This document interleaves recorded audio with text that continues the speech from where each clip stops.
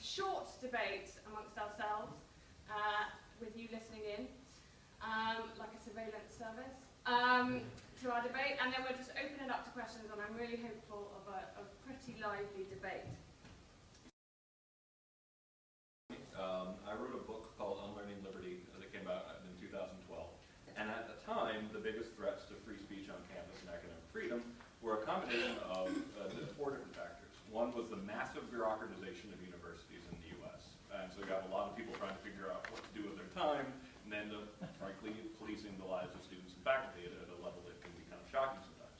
You have a somewhat genuine, somewhat exaggerated fear of liability, that they're going to get sued.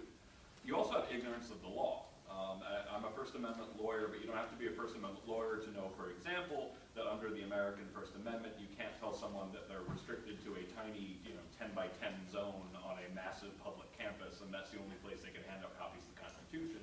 Yet, nonetheless, I have to take universities to court in order to demonstrate that fact. Well, I want to talk about how the niqab is a symbol of women's oppression and Islamophobic. When we talk about feminism, the 4th wave feminism, where you say you're whorephobic if you mention that the sex industry abuses women, then, that's what's acceptable. The kind of feminism where you say, actually, I think the sex trade is really harmful and damaging, you're whorephobic. I say the name Baha Mustapha to you, I'm sure a lot of you know what went down there. I mean, she, as a woman of colour, wanted to create a safe space. It was actually blown out of proportion. It was just a small gathering in which she said that this is exclusively for, women of colour and I think LGBTQ and stuff like that. And you had cisgendered, heterosexual, white privileged males crying about it and whining, and ultimately going to the media and fueling a massive hate campaign.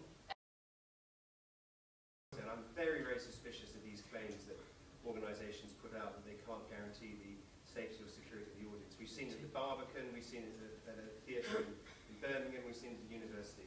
The truth is, this is a heckler's veto.